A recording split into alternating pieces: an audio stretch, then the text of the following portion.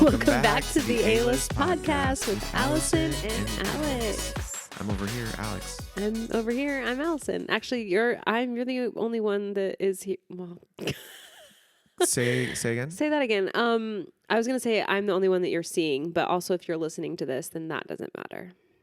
Very true. Very true. So I tried to reverse that in real time. I'm hungover. Hey, wow, right out the gate. Honesty, we love. Halloween was last night when we're recording, and what a time. I was in bed by 10. Yeah. I had to be up at 5, so yeah. It was a early night for Alex. Yeah, and it wasn't like I didn't do anything that crazy. It just I was up late. Yeah. You did an escape room. Yeah, so this is what happened. Well, I got to ask first. So you were texting me like... Yes, frantically. Is this because you told me over a week ago that you were going to do this? Did you just not plan and book one thinking that you'd actually have your pick of escape rooms on Halloween? Here's what happened. All right. Is I tried to plan. Got it. And then we wanted to do the escape hotel. And right, I remember this. Okay. They do have the policy where you can't buy 2 tickets. If it's only 2 people, you have to pay for 3 tickets. Or you don't go. I don't know. You know, that other escape rooms do this where it's like you can have 2 people do the room, but sometimes they'll make you pay for 3 tickets rather than 2. I don't know that I've ever seen it worded like that. I know that like 2 people is a set price. A third person is a little cheaper. Is that what you mean? I feel like I've seen it before. No, their policy there is you can have 2 people do a room, but you must pay a minimum of 3 tickets so to do the me, room. That's stupid. Then just say, this is the price for 2 to 3 people. And then whatever. Yeah, that's the way they worded it. But it was like, if you come here and there's a room available, you can just do it and pay for 2 people. So if you're in person and one happens to be available. And Allison's bargain hunter brain No, it wasn't me. It was Josh. Oh, okay. I was like, I'll just do it. And he was like, well, no, because at the Escape Hotel, it's also like a bar and they have like other things going on. So we were like, well, let's just go get a drink. And like, just if there happens to be a room available, we'll just do it. Because all of them are spooky themed. Right. So we were just like, we want to do one that's spooky themed. And we'll just go. And we were going to go early-ish in the evening. Sure. Around 7:30. Yes, like a couple 30-year-olds. Yeah. So we were like, there's no way that there's not going to be something. Even if, or even if it's like, okay, it's available at 10, we would be like, okay, we'll go grab kill some food. time around Hollywood. Yeah, we'll get a drink somewhere, and then we'll come back. Like, that was the mindset, because we were like, we don't want to pay for the 3rd ticket. That's dumb. You guys. Yes, but like, it is dumb. But you know that I would pay. I just don't. I know. When it comes to escape rooms, spare no expense. I know. So we got there, and there was an event on their website called Hide and Seek. Okay. But we thought that was just a room. Like, it was not like clear on the website that it was a private event or it was like a closed event to the public. Okay. So it was like, we thought, Hide and Seek is one of the rooms. I would have probably assumed the same. And we thought the like bar would still be open. No, they turned the whole hotel into one experience for Halloween. Oh. So you buy a ticket to that experience? Yeah. But so the bar was not working because the whole building was used in this experience. Okay. So when we walked up, it was like you couldn't even walk in the front door. It was like closed. You had to go around the side to get in. Okay. So we were like, okay, well, we'll just buy tickets for it. The one that happened at like 9:30-ish was sold out. The earlier one still had tickets available, but we were too late to get into that one. So we just like went around the corner to a bar and we were like, let's just like find another escape room to do. But we specifically wanted to do a spooky one. Right. There were some available that were non-spooky that were not that far away. Okay. Because there's a maze room or 60 out that's not that far from... In Hollywood, there's like over on Sunset is a maze rooms. Okay. Yeah, there was one that I was like, we probably can't walk there, but we could get there pretty quickly. Yeah. And that one has a parking lot. Yeah, that didn't have any spooky available. That one had like the pyramid one. And I had done most of them there. Yeah. Which is also an issue. Yeah. That we've done so many of them, especially in that area, because Had that's easy. Josh ever done one? Yeah, but he said he hadn't done one since before COVID. Well, and we got but he into loves it them. during COVID. He loves them, but like he hadn't done one since then. So we were like, I said, how far what's the distance cap here? And he was because I was like, there's some, I mean, I sent you one all the way to LAX. Yeah, which we basically went to. That's okay. Yeah, true. But not that one. But he was like, I just want it to be spooky. So I said, all right. And I was scrolling and I found one that was available, which is the one we went to that I'll get into. I sent you one that was available too. By the time I clicked on it, because I was going to do that one. Oh, and it was I gone. saw that it was available, and then I double checked that we hadn't done it. Mm-hmm. And then by the time you sent your text, you said it's available 10:30. I was like, okay, I saw that one was available. I'm just going to do that one. By the time I clicked on it, it was gone. In case you're in LA and you want to do a really good spooky escape room, though, it was Hotel on Route 666. Oh, I thought you told me to do the Dracula one. Oh, well, I told you Hotel on Route 666. Oh, that one was not available. Was not available, sorry. Mm-hmm. And then, yes, Dracula was available at 10:30. And I had done that one with Megan. And it was like, I was kind of hoping you did, because there's an element to that room that would have been really funny. In Dracula or in Route 6? In Dracula. I do still want to do it. So, honestly, let's just do it in like a week or two. Oh, God, I know. I've done it. It's really hard. Alex has done every single escape room in this city. I was looking, because I was here, and I was like, oh, I'm going to find one. Yeah. And I Googled, there is a whole new company. I haven't done any yet. Oh my God, we have to do it. So I was like, well, I'm not going to send her any of these. Because I want to do it with her. Yeah. Okay, so I'll make this faster. Like, no one actually cares about this story. So I found another one available at 10:30, and I just was like, I'm buying this. You said, this one's not VR, right, Alex? And I just wanted to make sure it wasn't VR. And you were like, I've done that. It's fun. I didn't look at the location, to be really honest. I saw Santa Monica Boulevard, and I said, it's going to be annoying if that's in West Hollywood because of the parade, but we'll figure it out. We'll just park somewhere away. But it wasn't West Hollywood. No, it was like in Sawtell. Yeah. So then I booked it, and then I go, let me look at the map. And that's where it was. And he was like, that's the other side of town. And I said, yep. Did you get Froyo afterward? We did not. Oh. We because there's one across the street. That's why I asked. From that one? Yeah. It was very late and there was no one around. Everything was closed. Oh, okay. It was like a weird. I think that's a weird part of town. It is and it's a strange location. Like if you blink, you miss it. Yeah, it's like up on the second floor of this weird like strip mall thing. I don't know. So it took us a half hour to get there. Quality time. We literally went around the whole city because it was faster to like go all the way back up to the 101 and then down the 405. West Hollywood, yeah.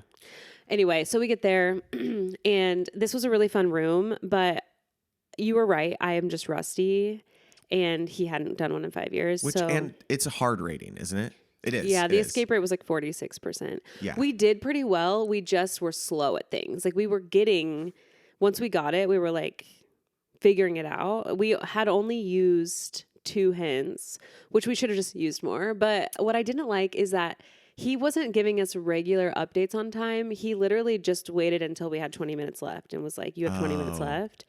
Because if he had been like, okay, you have 45 minutes left, you have 30 minutes left. Yeah. I would have been more like, okay, we just need to use more hints because we're slow at this. Right.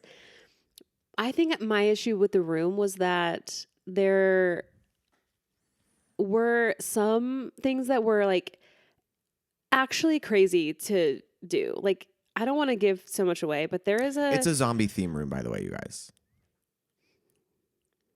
Huh? You don't think there wasn't like a RV and frogs? Did we? What was it called? Which one did you do? Like Something's Out There or something? Something's Out There. It was zombies. No. So maybe, is it something else? So you didn't finish the room. No, but there wasn't. He walked us through the rest of it. Showed us the rest of the room. There was no zombies.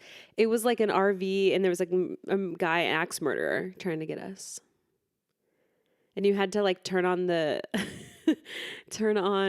power to the RV. Yes. Okay. Yes. It's not zombies. No. There is a zombie room there. There is a haunted doll in the corner. Oh, I know exactly what room you're talking about. Yeah. Okay. Wow. Continue. Anyway, I'll give this away because anyway, I don't want to give it away. You're talking about the clue with the log. The log. Yeah, okay, There was, you had to put an object inside of a tiny hole in a log. Yeah. And there's no way anyone would think to do that because Josh almost did it. And he was like, well, if this isn't like, I don't want to lose the object. Because like me thinking like a silly thing and then I can't get out. And then like, I remember this and I will validate you by saying we checked. I remember that we specifically said, is this correct? Yeah. And got validation. Okay. I put it in the other side of the log. Okay. That wasn't a whole abyss. That was like, I was going to lose the thing. So that was like, to me, it was a wild. Yeah. Okay. I could see that clue. Because I don't know. So anyway, we didn't get out. It was sad, but he did walk us through the rest of the room. Okay. And it was cool. There was another clue though that I don't think we would have gotten. The chains on the wall. Oh yeah. Because I was like, is there a certain way to do it? And he was like, no, you just need to make it connect. But I feel like we would have been overthinking. That is like the fucking prison one where you had to make all the electrical panels match. Yeah. Oh my God. So it wasn't actually, it was a really cool room in terms of the set of it and everything, but it wasn't my favorite clues. And we'll talk more offline about this because I do have more to say, but I know that the listeners really don't care about. And what if they want to do it one day? You know? Yeah, I don't want to give too much away. But then we went back to the valley and we went to a bar and stayed out way too late. Or you stayed out exactly as late as you were meant to and you had a good time. True, we definitely did, but I'm just old. To be fair, we weren't supposed to be recording today. This was That's true. Well, we weren't, then we were. And then I said, wait, hold on, I booked a shoot. And then it was, turns out the shoot is quick and in the morning, so we can. So, which is honestly better because my thing that's happening tomorrow got moved up to 9 a.m. instead of 3 p.m. So I would have had to move that at all. Guys, it's really this is going to be a quick turnaround one week. Yeah, but we've got to really get on the editing of this one. Yes, because we have a mere hours. Yeah. But that's all. Okay. I'm glad you got a good night's sleep. Yeah, I've had like such bad sleep all week. But I've been working. I've been on a lot of shoots this week, and I was like, what it is it's just like I'm tired, but I just lay in bed and I'm like, and then I have such strange dreams. I had a dream that my mom was a flight attendant on Tuesday, and accidentally gave herself an injection that she thought was vitamins, but it was something else, and then she died on the plane.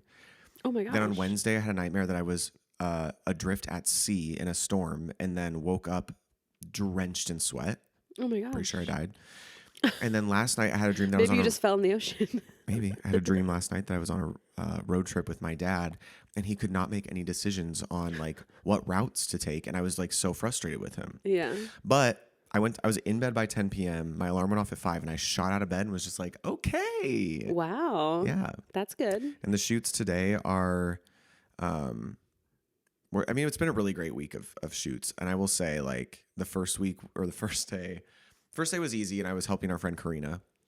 And then I was DP Wednesday and Thursday for the channel Cocoa Butter.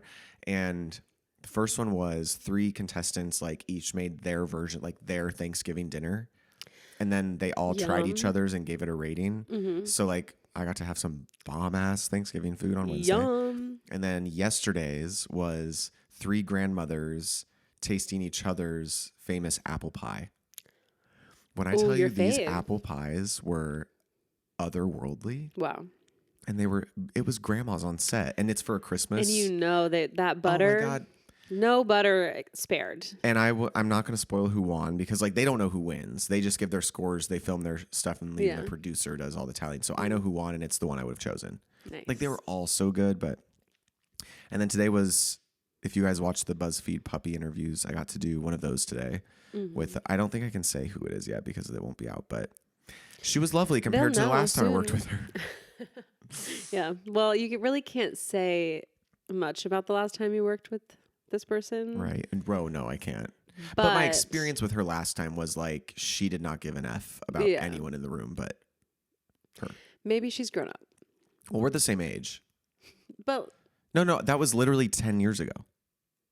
But Maybe she's emotionally grown up. That's what I mean. I think I am saying that people Sorry. change. I am not the same that I was 10 years ago. Yeah. And That's she was good. lovely, and it was like so smooth. Also, I don't know. Is this giving away? Maybe we can cut this out if not. But she was an alcoholic back then. Does this give away? Yeah, she famously has like. I did not know that. Talked about this. I don't know if she wrote a book or if she just proclaimed online. I don't know. This doesn't give anything away because I have no idea. Okay. But I believe that to be true. So I think that was probably a big factor. Okay. I did get to experience Hear Me Out cake done the way that it's supposed to be, and I thought that was so funny because we did that. Oh, did she do that? She did that for a video for Tasty with one of the Tasty producers, and she did a really good job. And I was about to say who the last person was because it ties it. It's one of her like love interests from the show she was on. Oh, okay, funny. You can probably guess who. Yeah. And I was like, oh, that was a smart tie-in. But yeah, she was really great.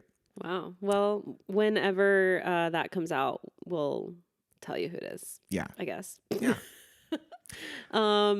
What else? I have so many notes. Oh yeah, Alex is gonna take control of this one because I'm ill prepared. My goal with this show, especially now that like things are leveling out in my brain, was to like through the week as I think of things, I have a note, and so I've been adding to it.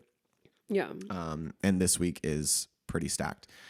You're gonna play the speak pipe at the end, right? Mm-hmm. Okay, then we'll get to that. First thing that I wrote here is I'm really beside myself on what to do about jeans. Okay. So like Emily and I know that you wrote that in that manner. I did. Emily and I were talking last Friday. We went to that show. Yeah. Her kids' show. And she was like, I'm so stoked that like skinny jeans are out because I feel so much more comfortable in these like baggier jeans. Oh, yeah. And I was like, yeah, but I don't know what to do because even before skinny jeans were in, I was wearing skinny jeans. Yeah. And all I've been wearing because I don't like skinny jeans, but all I feel like I can wear are cargo pants. And so I have like the jeans that I got to wear for the Wasting Time music video. Mm-hmm. I was like, maybe I'll try wearing those. So I wore them on set Tuesday and Wednesday. Mm-hmm. And I was like, okay, yeah. Like, I think what it is I just have to like commit to the new fashion trend and just be in them. Because after the second day, I was like, oh yeah, like I feel like I do look good in these. Yeah. It's just, guys, the issue for me is I'm all legs. Like I am 6'2" and like 6 feet of it is legs. So finding like a pair of jeans that's flattering and also doesn't make me look like just legs is hard, which is why I used to love baggy jeans. Like, because I would just wear them really low on my ass. When I don't want to do that now. Yeah, you don't say. And like I'm getting like a bigger ass because of all my working out. So like it doesn't even feel comfortable. What's that? All those squats, all the boxing and jumping. But I think I was like, okay, so I want to pick a day and I want to go to the mall and try on a bunch of different styles. Yeah. And just decide what my now jeans are. Because I've also got thicker thighs now. So like skinny jeans wouldn't look, they would look even worse. Lives. Wait, thick thighs save lives. Thick thighs save lives. That's a tongue twister. I think you should try to go to Urban Outfitters and try their jeans. Isn't that too Gen Z though? No, that's why I think you should. Oh, got it. Go really far. Yeah, you don't have to buy them from there, but I think that you should try on the styles there. Okay. In addition to other places, but it is very. I was gonna try like Abercrombie, if I'm being honest. You guys, I love Abercrombie. Did you ever think you'd say that? No, literally. Growing up, I was like, I will never wear this, and therefore I hate them. Yeah. And now they're my favorite store. They really rebranded themselves. They did. I was going to say what I think too is like a new trend. You do really have to just commit because you're right. This is not the same, but it is like a similar vibe. Yeah.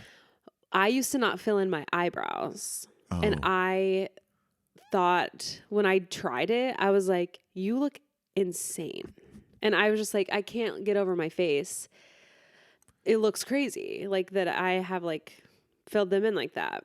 And Haley was actually like, you just have to get used to it. Like you're just not used to looking at yourself with that. Yeah. And I was just like, okay, I'm just going to keep doing it.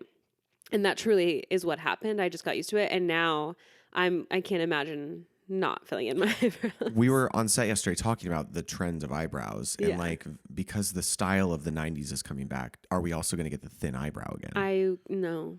I feel like I don't think we can. No, I think that our generation or like just like where we are in the world, I think that we collectively are like, I'm down to try new trends, but I don't think we are like, we have to follow them all or nothing anymore. Like, I feel like it used to be a new trend would come around, and if you weren't participating in it, you were a loser. You were, people made fun of you for not participating. And I don't think that people really do that anymore.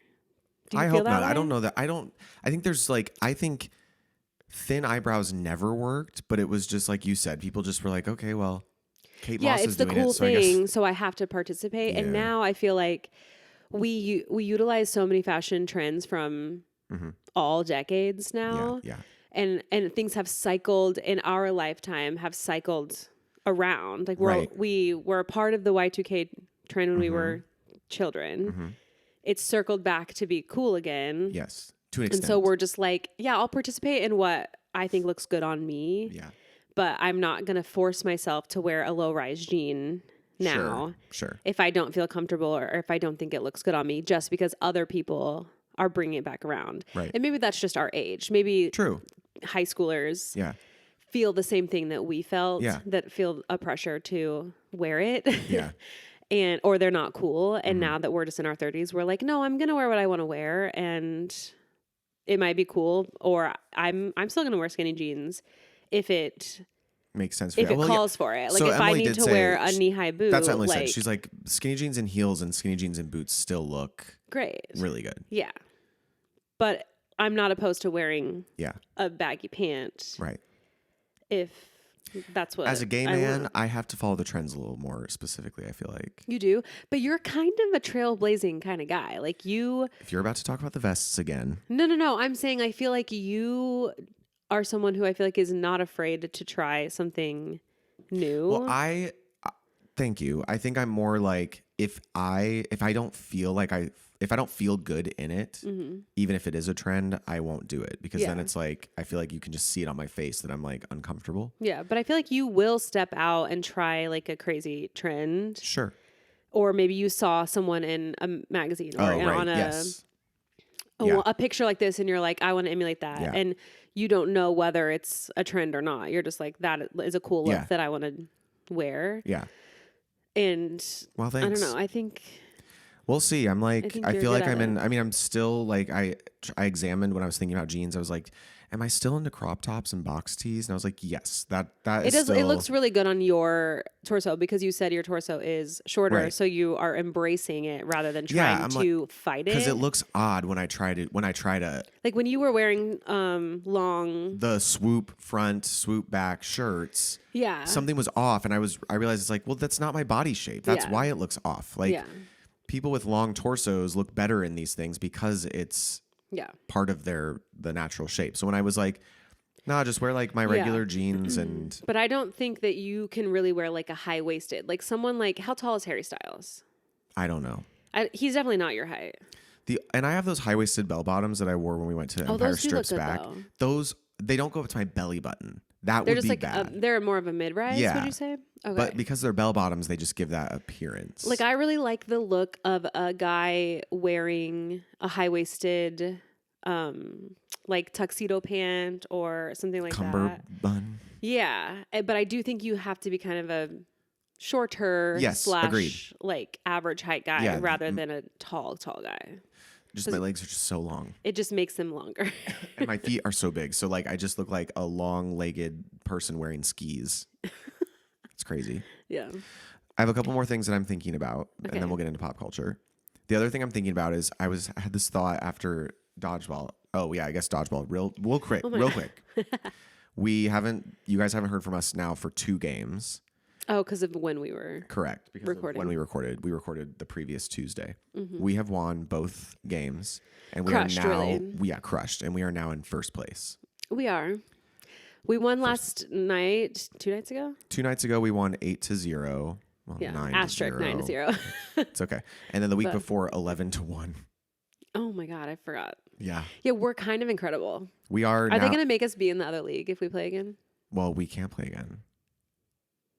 Did you hear about this? No. What? So I guess every winter season is a draft. And oh, I wasn't. I walked up as he was talking about So this. yeah, every winter season is a draft. You just enter your name and you get then they appoint captains and then you get put on a random team. It's their way of trying to encourage like Ew. meeting new people and stuff, which is literally why I joined this in the first place. Yeah. But now I'm like, no, I think I'm fine. going to skip the winter season anyway. Yeah. So Tracy explained that like you can like I could say I want to play, but only if I'm with Allison and Karina and Sasan and Angela. Mm-hmm. A captain can choose us, but and like if a captain's willing, like, okay, I know that Allison comes with Alex, Karina, and Mm-hmm. that's fine. I'll take them all. But Okay. they make you play a scrimmage game and all the captains watch you and give you a rating of 1 to 5. No way. That's your worst nightmare. It's my worst nightmare. And then they're supposed to be able to, then the captains draw numbers of picking order, just like a draft. And then you're supposed to like pick a mix. You're not supposed to have just like all 5s and all whatever. Oh, and so okay. like you're like as I understand it, a captain can choose 1 5, then they have to choose a 4, then a 3, 2, 1, and then start over. Okay. Yeah. That makes sense. Then they can't stack the team with only 5. Right. So it's like if we all wanted to play together, we would need to strategically be certain numbers so Yeah. that. But anyway, so I don't know. I was like, I think I'm already. I think we're all kind of the same number, so that would be really right. hard. I feel like I'm probably just going to take the winter season off. Yeah. And then in spring, if we want to do Lucille's balls again, Yeah. see who's down and whatever, because then, a break is nice. It is nice. So anyway, guys, that's Dodgeball Corner. So after, so we have one more regular game. Yeah. And then it's the playoffs, championships. Playoff. Well, if we get a bye, then we'll just be in the championship, I think, based on how many playoffs teams there is are. 1 week, right? Yeah, but we only have 3 weeks left in the whole season. We play Tar Pits on Wednesday, and then it's game 1 and game 2, and that's where the winner is decided. Yeah, because there's not enough teams in the league. If not, we might have had to play 2 games. A doubleheader like we did last season. Yeah, we would have had to buy into like past the first week, and then Right. on the night of the championship, we might have had to play back-to-back games. Got but it. since I don't think there's enough teams, I think we would just be like automatically into the final game. I don't want to take a week off because I like really look forward to Wednesday nights. I might still go and watch just to do it, but if I feel like because of our placing right now, we probably will get the bye. Yeah, and then not have which to play. that sucks It because it is does. fun to play. It is. If they did it maybe differently, I don't know how they could do it, but it does suck that it's like, oh, you just like you lose a week of playing. It's like we were so good, they make us take a week off. You get punished for being so good. But anyway, so after dodgeball and after the bar, we were walking back to the car and I was thinking, what's actually crazy is, do you remember how there used to be a time when movie theaters were a free for all? Like in our lifetime. Yeah. And I'm just like, can't even fathom the anxiety around. Free for all in terms of like. There was no assigned seating. You just had to get there. Oh, yeah. And then if you were late, you were stuck in the front. Oh my God, the worst. But now, and like, I still have anxiety about getting to the theater on time. I don't know how I was operating before. I like, have you had less to get there. anxiety now. You do have to get there, but because the ads are so insane before. Yeah, previews and ads. I'm like. Yeah, because your seat is guaranteed. That's I think you'd feel differently. If I'm like really running late, then I'm annoyed. But if it's like, okay, I'm going to get there like when my time is supposed to be. Like the 8 p.m. movie, because it's not starting until 8:30. I know it's not starting until 8:30. Yeah. I'm like chill about that. Okay, yeah. But I was just like, that is crazy that we used to have to just get there early and hope for the best. Yeah. I had to sit in the front row of the movie theater when I went to see The Passion of the Christ. That's so intense. We sat in the front row to watch 3D Titanic. Do you remember that? Yeah, and I was kind of sick because I was on the edge. Yes, you were seeing like warped people. Yeah, I didn't like that. That was crazy. Yeah, The Passion of the Christ. I was in the front row and it was traumatizing. Yeah, that's too much. It was, and my neck hurt. Yeah, I'm sure. Yeah. There was one more piece of. Let me see here. Oh, no, I wrote the movie theater seats twice. What made you think of that? You were walking away from the bar. Is there a movie theater? No, so we were walking to the car. Well, we were walking Emma to her car and she parked at Pavilions and somehow didn't get towed. Good for her. Yeah. And there was a bus stop ad for Wicked, which is what I'm transitioning into. So I'm glad you asked that. And I was like, had remembered that Megan had already bought her, like people have already bought their tickets to see it. It's sold out in most theaters for opening weekend. Yeah. And I was like, wow, there just used to be a time when like you could buy your tickets, but it wasn't like you had to when Star Wars Episode 1 Phantom Menace came out, which is like a big deal in my family. Yeah. We bought tickets and they oversold the theater and my dad had to sit in the aisle. Did they give him like a fold chair? He sat on the floor. He literally sat on the floor. That's wild. The whole movie. That's and insane. it's just like that just wouldn't happen today. Fire code violation, it seems. It was wild. That is really wild. But no, so I saw the Wicked bus app, and that made me think of it. We had been sending each other the same videos, but when they're doing their PR is incredible. Like this movie is, even if it isn't as good as we know it's going to be, it's like they've already crushed it as far as branding. It will be. I mean, I don't know. It's hard because there's a potential because there's such a cult following, and like I've seen the Broadway play like a lot of times. There is potential for them to have left something out that I'm going to be like, well, that's annoying, but we're not even getting the full movies. Like, yeah, for them to make this into 2 whole movies that are like over 2 hours long, they shouldn't have left a single thing out. I don't think well, because Wicked, the book, there's way more to it. Yeah. There's more Dorothy story. There's more Dorothy story, and there's way more lore about like Elphaba's mom and her biological father, and it's so fucked up. Yeah, because all you get in the play is the beginning of how she was born, and it's very fast.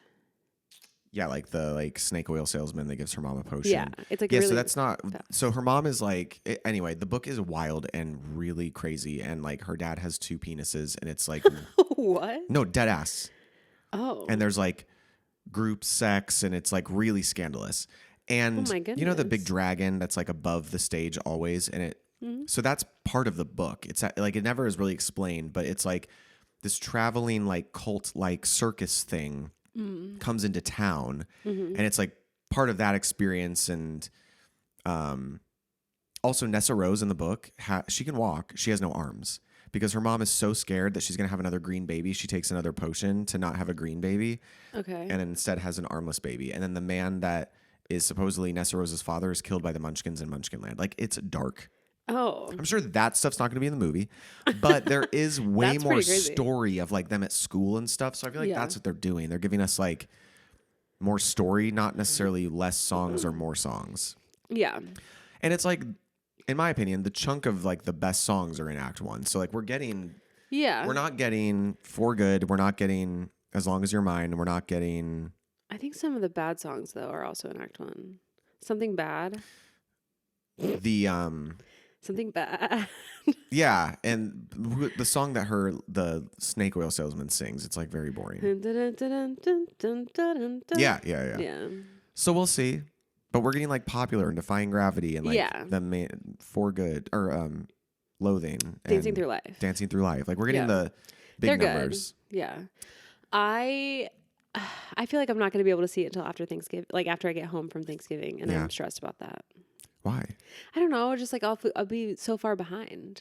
Yeah, but we'll see. Yeah, we need to. But what I was getting at is the fact that like.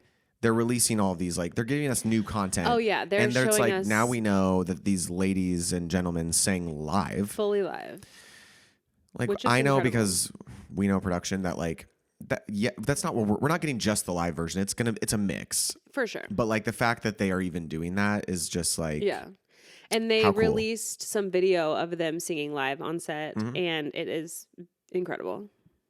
I'm super stoked for it. Mm-hmm. Wicked was my introduction to musicals because I was so sheltered until I was 16. Yeah. And then when I auditioned for High School Musical, those people opened my eyes to everything. And Wicked was the first musical that like Heather was like, you need to know musicals, and was like educating the shit out of me. I think Wicked was like probably the second. The first was Aida. For you? Mm-hmm. Yeah, like when Rent was made into a movie, I didn't know anything about it. I just thought it was a movie musical. And the trailer was Seasons of Love. And as like a lover of melodies, that melody is like insane. And I remember seeing the trailer this could be wrong, but I might have been seeing School of Rock, and it was like a trailer for that movie. Mm-hmm. And my mom was like, had never heard of it either. And she was so excited. Then she looked into what it was about. and forbade me from seeing the movie. So I didn't like. Oh no, they have AIDS.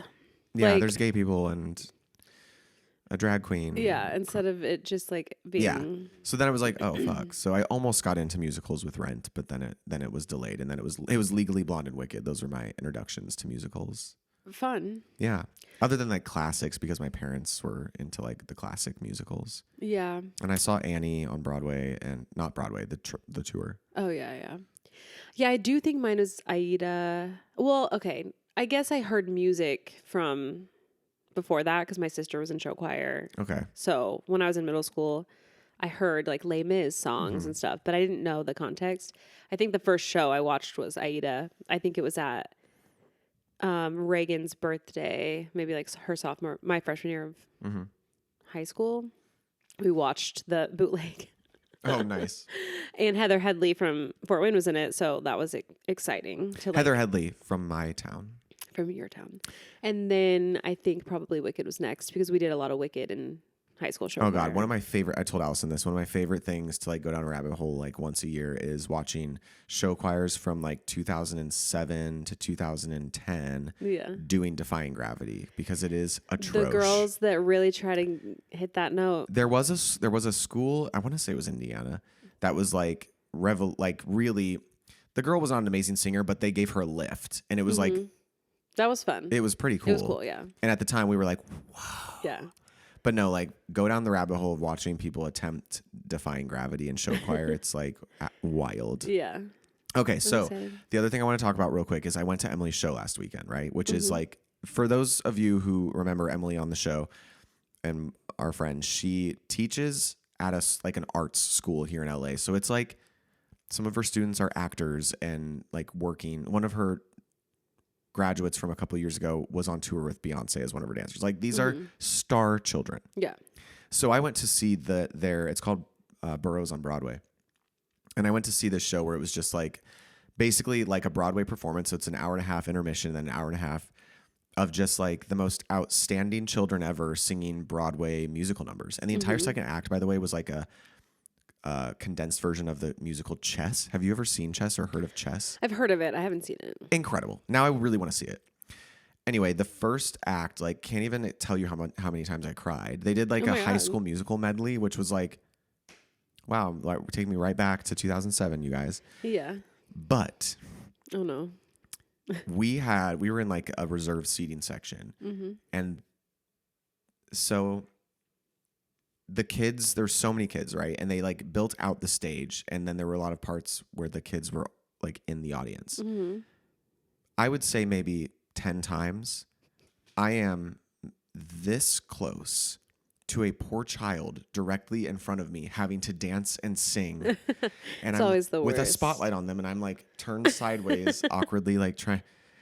And it was like without fail, every time one of the kids stopped in front of us that had to stand there for what their volume would go from like super projecting to. Yeah, it's intimidating. It's so intimidating. Yeah. I always hated when we had to go in the audience. Yeah, I felt so bad for It also exposed my voice because I was pretending I could sing better than I could. You just turned it out with the dancing. Yeah. But it was really cute, and like, wow, what a bunch of talents. Then I had a panic attack and was in the fetal position on the floor in the living room. Like, so fucking crazy when those things come out. Yeah, I'm sorry about that. It's okay. You don't even know that you actually helped me out of the panic attack because you were just texting me. Oh my God. I was like, I just need to be in touch with someone. So just in case, like, I know that this is a panic attack and it's not real, but like. What were we talking about? Literally nothing. Okay. Oh, you were watching sports. And I was like, yay, sports. It was that night. The World Series. The World was Series, on, yeah. Which just ended, if you care. Yeah, Do you congratulations to the Red Sox. The Dodgers. Sorry, yeah, the Dodgers. The Dodgers. Jesus. The parade is tomorrow, so if you're in the LA area and you don't want to be a part of that, then stay away from downtown area. That will be me. Yeah. Okay, so getting into some pop culture news. Finally, our babe Shawn Mendes. Oh, I saw he started talking about his journey of his sexuality. Yes, so I wrote him. I took the video and wrote it down so that I could share exactly what he said Okay. because I was looking at some news outlets were quoting him in a very like strange way. I know they're trying to get clicks. Yeah, they're like Shawn Mendes finally comes out, and it's like, no, well, he didn't really. Right. Well, yeah. So I'll read it, but like to those of you that don't know, Shawn Mendes' sexuality has been like talked about and scrutinized forever, and it's Since like he none of our became business, famous. and it's just like for me as a gay man that would be great, but also like not our business. No, he was publicly in a long relationship with Camila Cabello, Sabrina Carpenter. Like some of her like music right now is about him. Yeah, like I think the gossip has always been like he's bisexual or something, but He has to be something. He has to be like on the spectrum in some way. So he's performing in Red Rock in Colorado. Colorado. He's playing guitar and he gets on the mic and he says this: "The truth about my life and my sexuality, the truth is I'm just figuring out like everyone else. I don't really know sometimes, and then I know other times. It feels really scary because we live in a society that has a lot to say about that. I'm trying to be brave and allow myself to be a human and feel things. That's all I really want to say about it for now." And then he like starts singing his new song. Mm-hmm. So it's like, that is a good enough answer to me. Yeah. For someone that doesn't care about having an answer, it's like, we should all just shut up now. Like he basically was like, I like who I'm going to like, and that's my business and not yours. Yeah.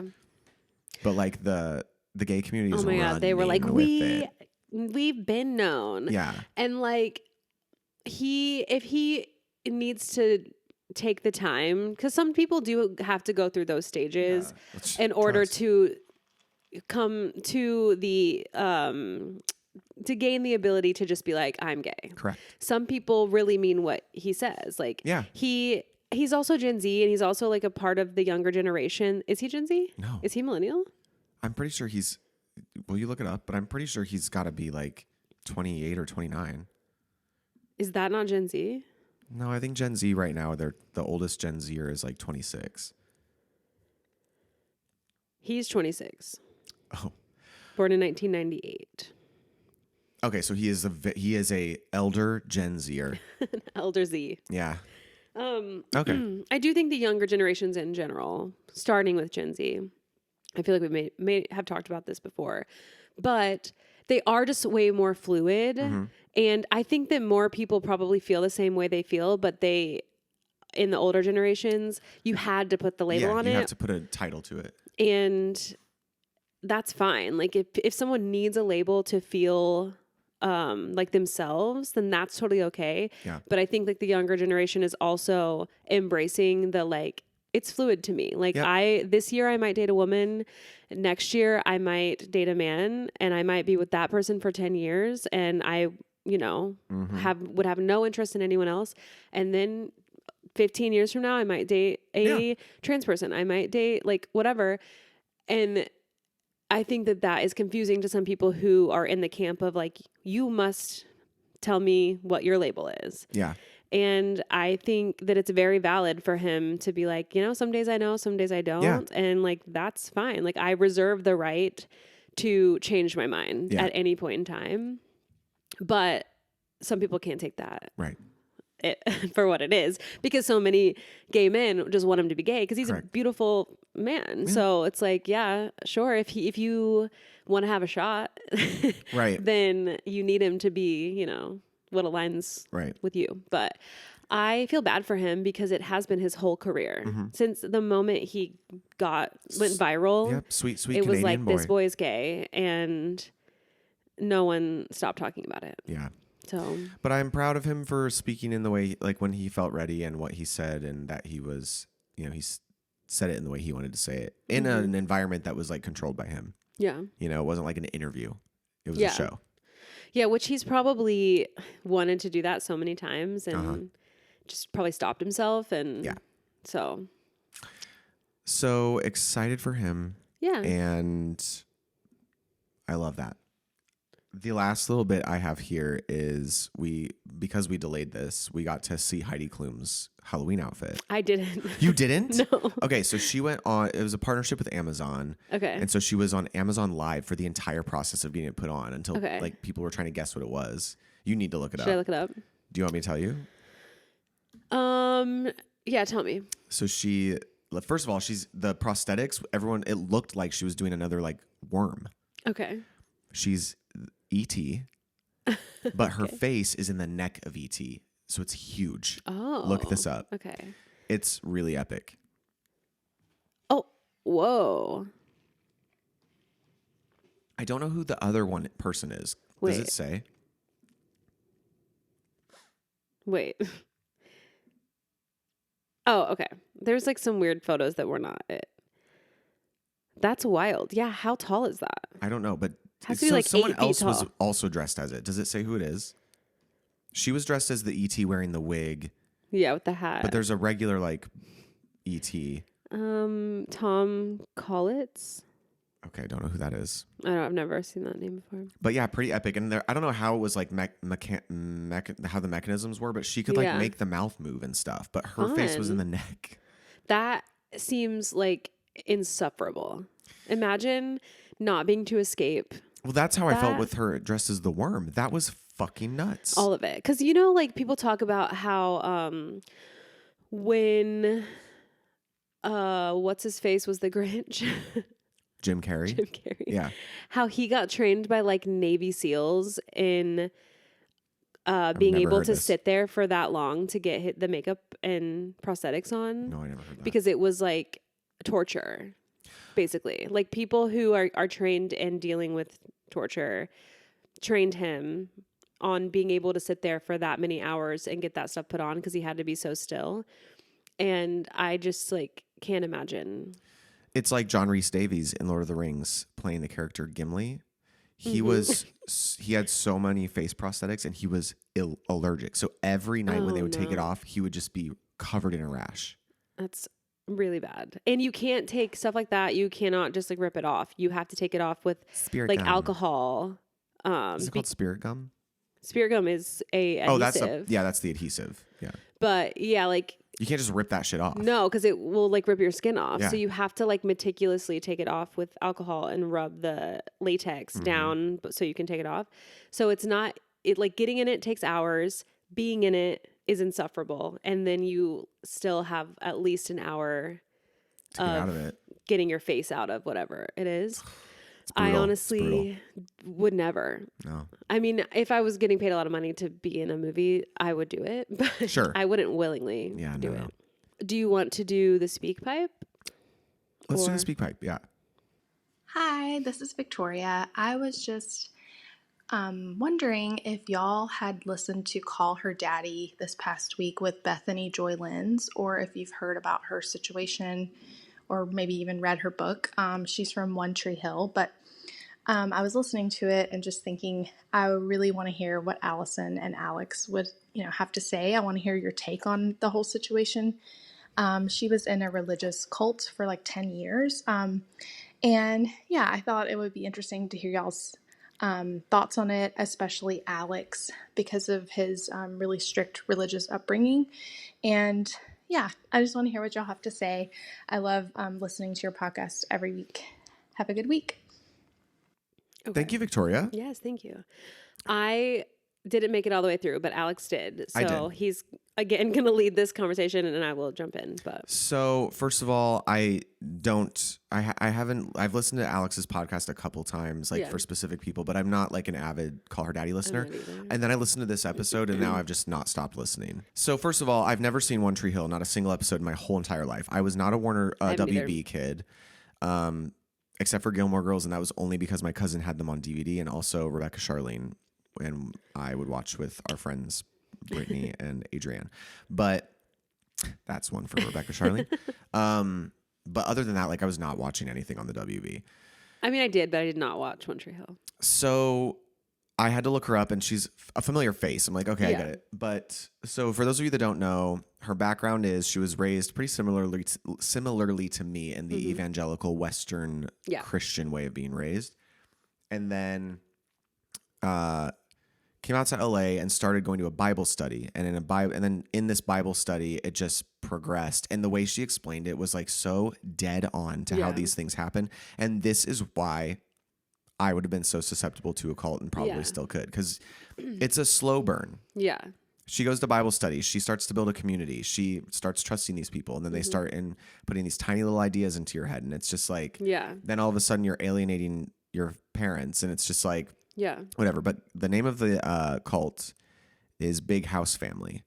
And she married the son of the leader that she refers to him as Les, but I know that she made that name up. Like, or it's in the book because she was promoting her book on the show. That's not his actual name.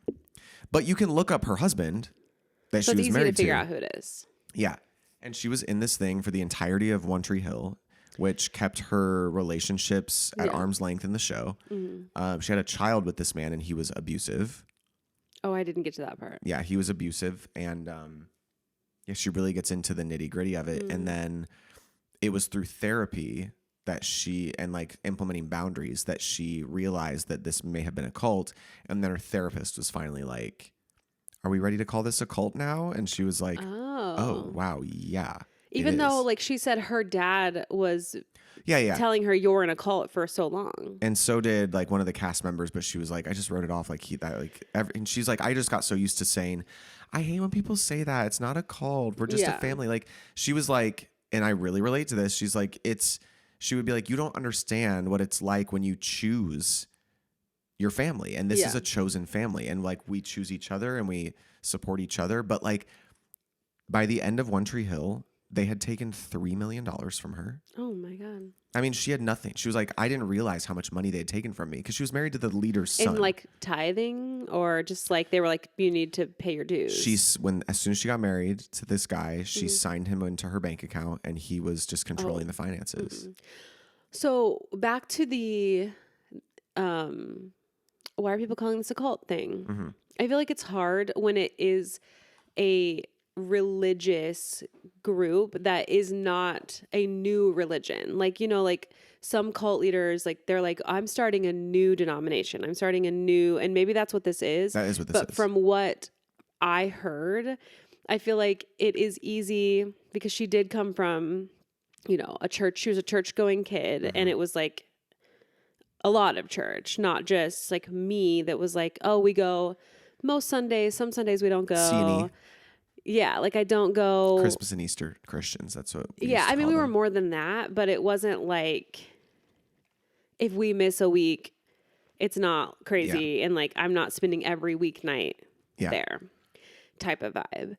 But when she moved out here and she was like, I just went with my friend to Bible study, like that, I'm sure really just did feel like I'm just like trying to be a Christian in my new place and meet new people. No, that was different. So so she was in a Bible study that was part of an organization. Then this guy comes in and he changed it all. And then they all went up north somewhere, or the Pacific Northwest. Yeah. Into the house. She never lived in that house.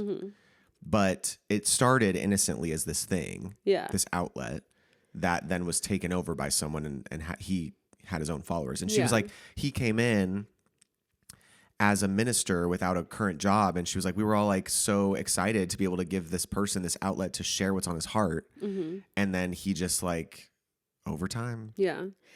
I guess what I was trying to say is that it sucks that someone who was just trying to be like, to continue their faith in a new place, like people can prey upon that and keep it under the guise of this is just like God. Right. The concept of just like regular religion or Christianity or whatever, and like you go to a place every week to worship and you follow these things, like cults they obviously follow that same structure. Right. So it's hard to differentiate what is just, I'm a Christian that's going to church every Sunday, but that's not a cult. Right. But this other thing is. So. And that's just very interesting to me because it seems that she was just trying to like continue her religion and then got caught because up in the people that she connected with, they all kind of went into it together. Yeah. I have never spoken explicitly about my experience in a cult, but my family was we were in a cult for about almost 5 years. And it started that exact same way, which is why I was so like engulfed in this podcast. It truly, so it started very similarly. There were some, I'm still like friends with a couple of them, so I don't want to get into too many details because they experienced way more trauma than my family did. But I will say that we were attending a regular, what Allison is describing, like a regular church that my family had been going to since I was born, so since 1990. And then on top of that, through the cult of homeschooling, we ended up at the doors of a cult. And it started as an innocent Thursday night Bible study. And the leader of this organization kind of preyed upon my parents. And I mean, it progressed pretty quickly. And at one point we were living in their basement. Like it was. And when I think about some of the specific things that happened to me now, I'm like, wow, yeah. And my parents, thank God, finally got to a point where they were like, yeah, this is a problem. We're getting out of here. Yeah, this is beyond just like being Christians. Yeah, this had nothing to do with God at all, actually. Yeah. And that I can like say that experience. So the cult carried on for a number of years after we left, but it has since disbanded. And it got weird, you guys. Yeah, like what was the goal? Just money? They were just taking money from everyone? No, I think this man had or he just had a God complex, he and he just wanted people to correct. He need him. Yeah, and he wanted to control people, and this cult did support him and his family financially, and it caused a big divide in their family, which really sucks. But I mean, again, also because it was a community of homeschool people, mostly homeschool kids, maybe all of them.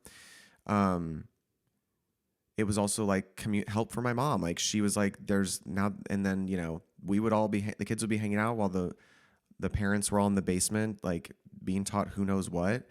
And then it's like, oh, now we're going to be going over there 2 times a week and you're going to be learning from him. And so now I'm going to these classes, and it was just a wild experience that literally started the same way. And it's like, you blink and then you're like, what? Yeah. I'm in this thing. I feel like, I mean, obviously it wasn't a good experience, but at least like you were with your family, and I was most of the time. And I don't remember I have to ask them. They would probably tell me, but there was like I remember a very specific moment where they refused to do something. I don't know if it was participate in something or whatnot, where like this man, he was aggressive. He would yell. And he was very upset at my dad. And I think, and it was like, we went from like kind of being there to a hard cutoff. And then like kind of sad because I got so close to a bunch of these people, but like they weren't allowed to talk to us anymore. Yeah. And my sister was so close to some of these girls. Like in the Amish community. Exactly.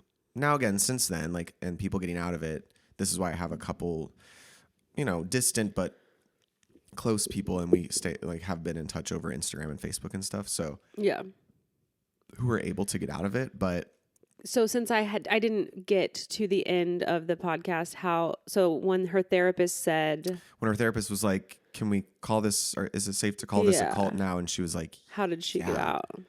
She was like, yeah, it is. So then she started going to therapy to like try to figure out how to get out of this abusive relationship. And it was through that experience that she was like, what am I in? And then she was like, it was really challenging because she realized, she finally like looked into her own money, realized she had none.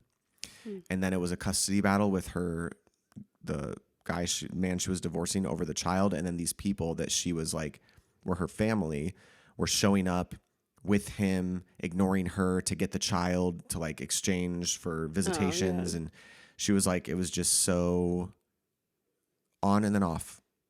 Yeah.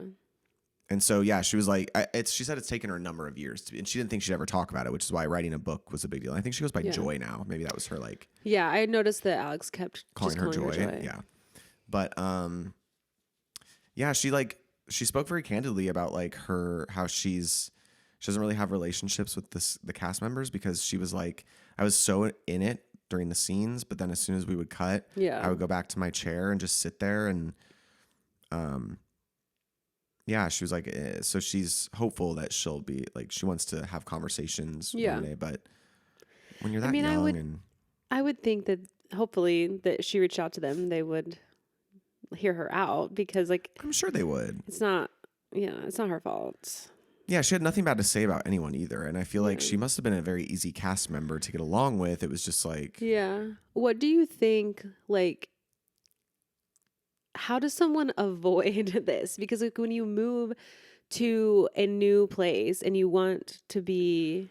Sorry, I just realized there's chunks in your drink. I know. So here's the thing. Sorry, this is such a diversion. I went to Dunkin' today and I got the cookie butter cold brew. Okay.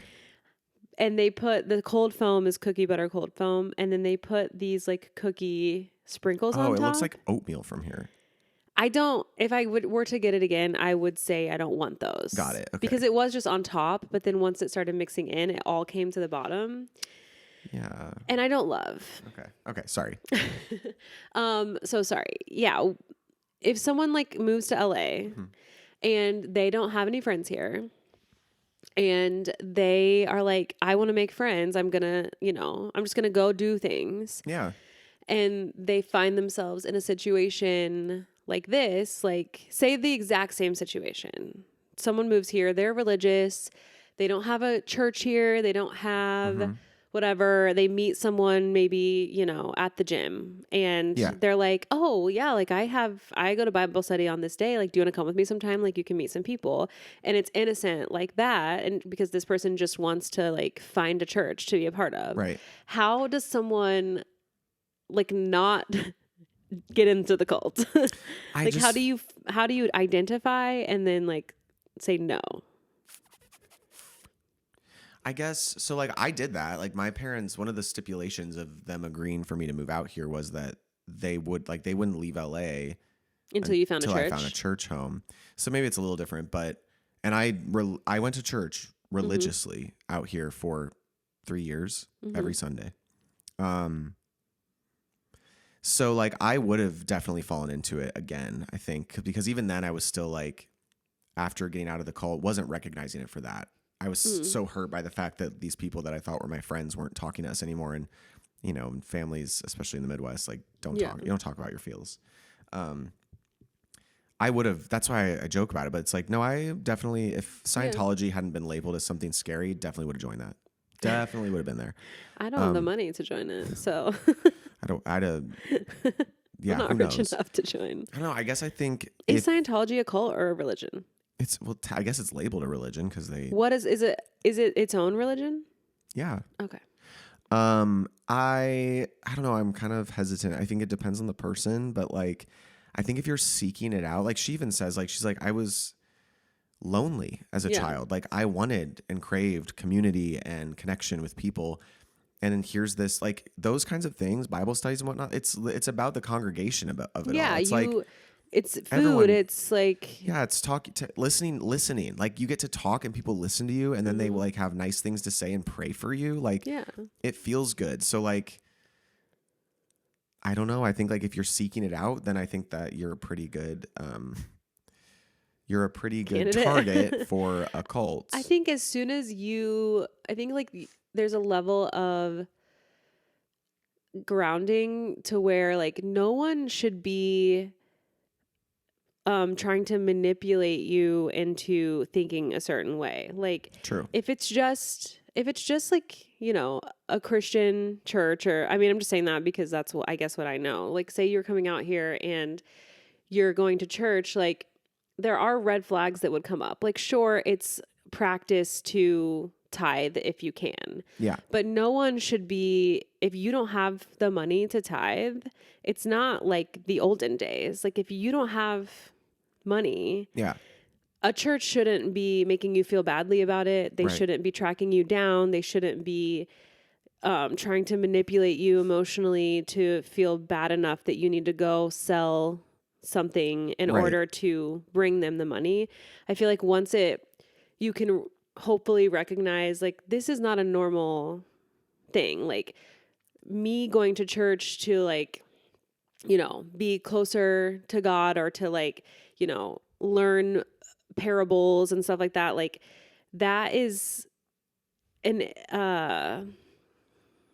there's a cadence to that is just like a learning and praying and then like, you go home and there was nothing like nefarious about it. But like once someone starts trying to make you feel bad or trying to manipulate you in some way, then like I feel like the like antennas should be up to be like, I need to assess this. Right. And like just like think critically about, is this something bad or is this normal? And then I don't know, just like a little bit of skepticism is good in a new situation. I also think like if you're craving community and you're a lonely person, you're willing to turn a blind eye a lot of times. But I will say like church in general, like that's a road that's like that's a different podcast. Cause I think it's the landscape of church is changing a lot. And the last time I went to church out here, I went in 2 Sundays in a row to Hillsong in Hollywood. They meet at the Mayan Theater. And I went 2 Sundays in a row because I couldn't believe how awful the first Sunday was. And I was like, I'll give it another chance because the entire and this is Hillsong, which is, watch any documentary on it. It's crazy. Yeah. This was before the Carl Lentz bullshit came out and like the scandal of Hillsong and how it's just a money scheme. And it sucks because some of the best praise and worship music has come from Hillsong. But anyway. Oceans. I went to a service and the entire service, and it was one of their pastors from Australia was here, was just about giving money. The entire sermon. And I was like, this is a church that meets in Hollywood at a theater. Like, okay, I'm going to give this one more They're Sunday. fine on money. Yeah. And it's Hillsong. Like, this minister got They're picked making up money on their music alone. He got picked up and dropped off in a blacked out Escalade with like people weren't allowed to like exit the same way he did. Okay. And I was like, I'll give this one more Sunday.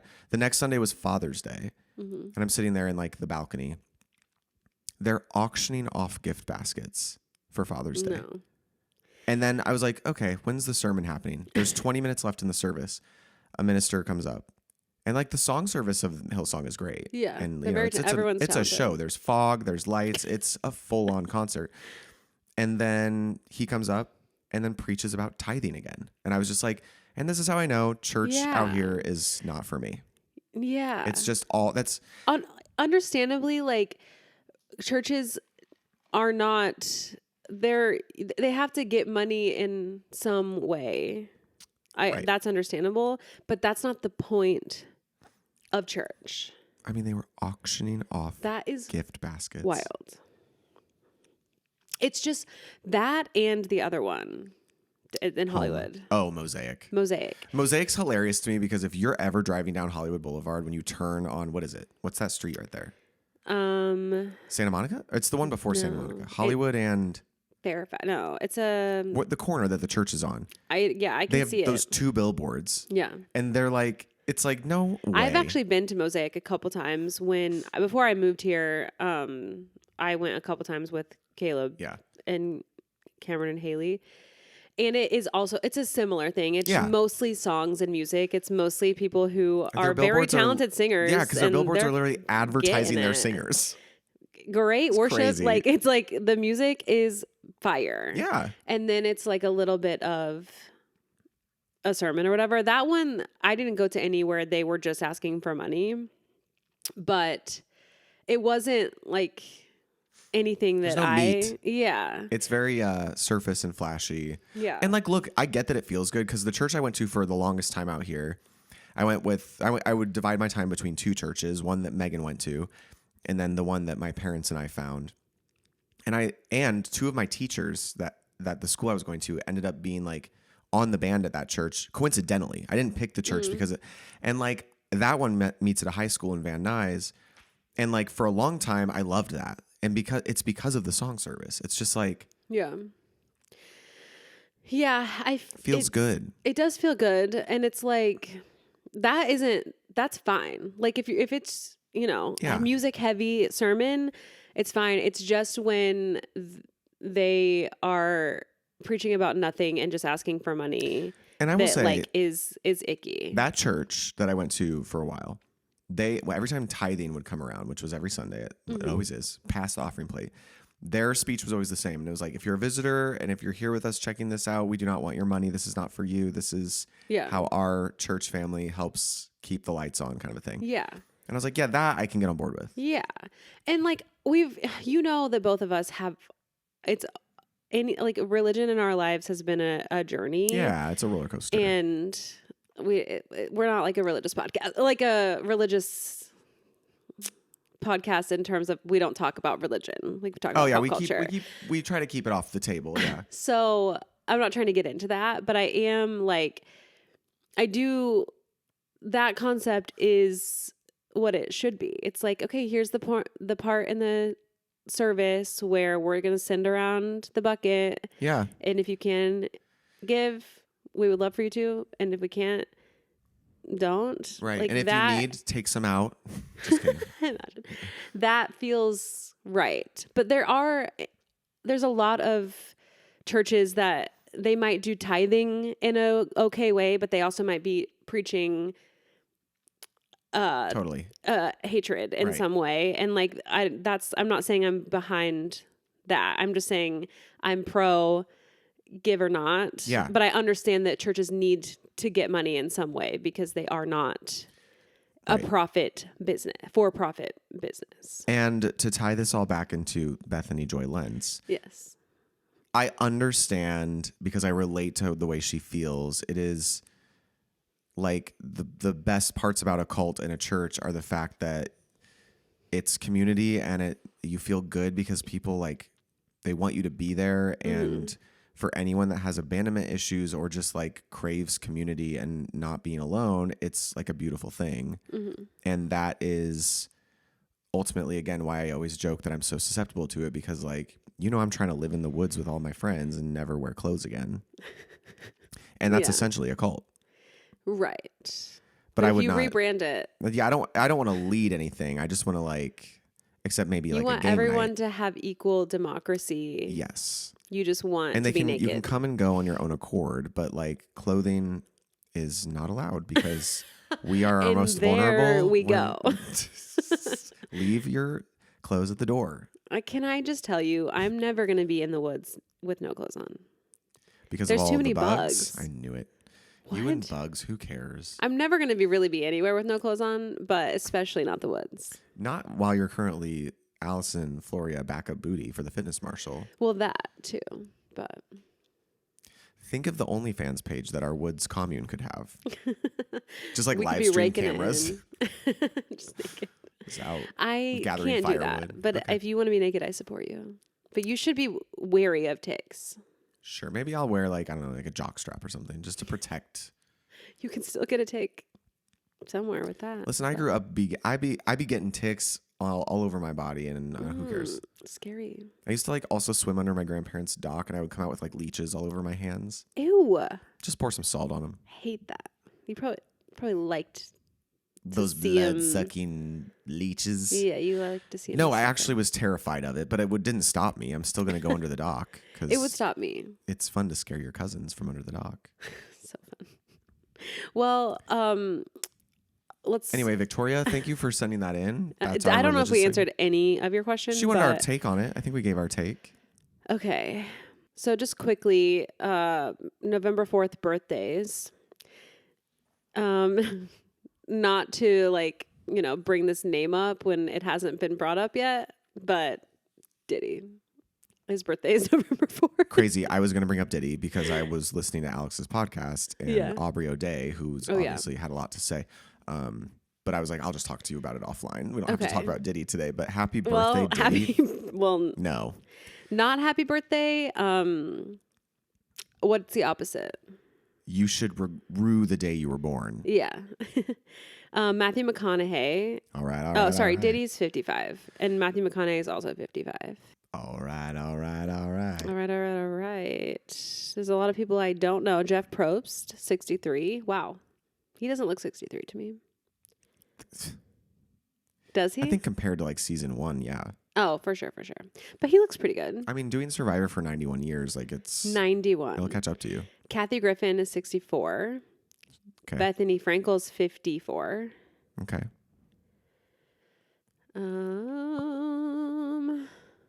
That's all.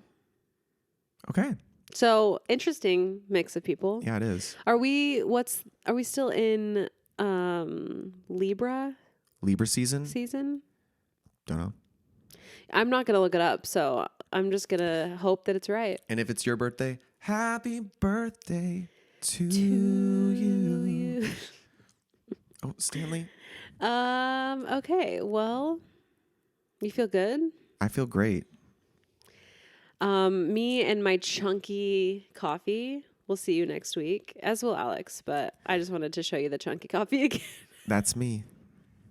And thanks for listening. Leave us a speak pipe. We have one that we didn't get to this time. We'll get to you next time. But, my bad. Please send us more, and we will see you next week. Stay sexy and don't get murdered. Please don't. That's the sign off for my favorite murder. Oh, okay. Ours is. I don't think we can legally say that. I then knew can you. I have been That's changed. not. No, you have to. You repeat it. Oh, because I knew. No, you. that's the one we sing together. Oh my God. Because I knew you. Because I can't. Have a good week. Bye. Bye.